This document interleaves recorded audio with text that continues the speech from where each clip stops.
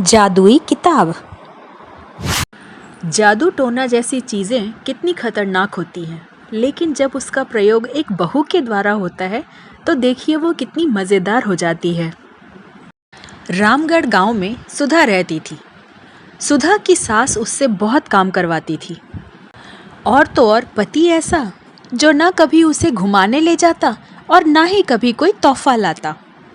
बेचारी इस बात से बहुत दुखी रहती थी, लेकिन एक दिन उसकी जिंदगी बदल जाती है। अरे सुधा, सारा दिन न जाने क्या क्या सपने देखती रहती है। जाकर कुछ बढ़िया सा खाना बना कर ले आ। सपना ना देखो तो क्या करूं? मेरे तो कर्म ही फूट गए जो ऐसे घर में शादी हो गई। इससे अच्छा तो माँ जी कोई फुल टाइम मेड ही रख लेते। ओहो, बढ़िया ही फुल टाइम मेड रखने वाली। मेरे बेटे के लिए तो विलायत से रिश्ते आ रहे थे।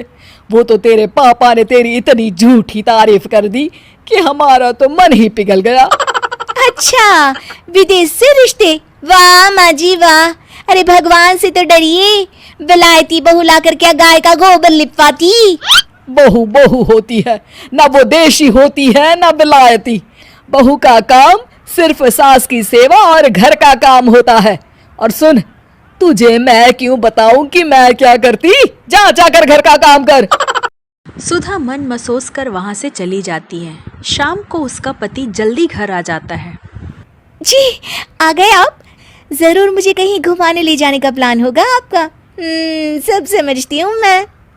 अरे नहीं भाग्यवान, घूमना क्या है, बस आज जल्दी बस मिल गई तो घर जल्दी पहुंच गया। अच्छा सुनो, जरा आज शाम की चाय के साथ पकोड़े भी तल लेना, बड़ा मन कर रहा है। सुधा पति की बात सुनकर पैर पटकती हुई किचन में चली जाती है।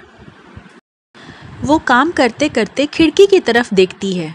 तभी उसे एक चमकीली सी कॉपी दिखाई देती है। वो खिड़की से उस कॉपी को उठा लेती है और उसे खोल कर देखती है। उसे सुनहरे अक्षरों में लिखा होता है, जादुई किताब, इसमें जो लिखो सच होता है।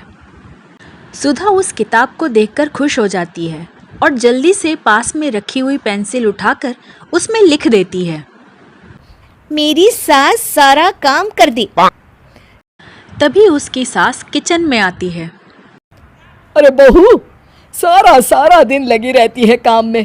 अब जाकर आराम कर ले, मैं तेरे लिए चाय और गर्मा गर्म पकोड़े लेकर आती हूँ। सुधा यह देखकर हैरान हो जाती है और कॉपी लेकर कमरे में आ जाती है। कमरे में आने के बाद वह देखती है कि उसका पति आराम से बैठकर किताब पढ़ रहा होता है। सुधा झट से कॉपी निकालकर उसमें लिखती है, मेरा पति मुझे घुमाने ले जाए। बस फिर क्या था, सुधा का पति किताब बगल में रख देता है और फिर उससे कहता है, बहुत दिन हो गए हम कहीं घूमने नहीं गए ना, चलो कल मैं ऑफिस से छुट्टी ले लेता हूँ। सुधा यह सुनकर खुश हो जाती है कि तभी उसकी सास हाथ में चाय और पकौड़े लिए हुए खड़ी हो जाती है। चलो बहू, कुछ खा लो। अरे किस्मत वाले हैं हम जो हमें तू मिली, वरना मेरे बेटे की शादी कहीं तय ही नहीं हो रही थी। कोई लड़की इस घर में शादी नहीं करना चाहती थी। ले बहू, खा ले।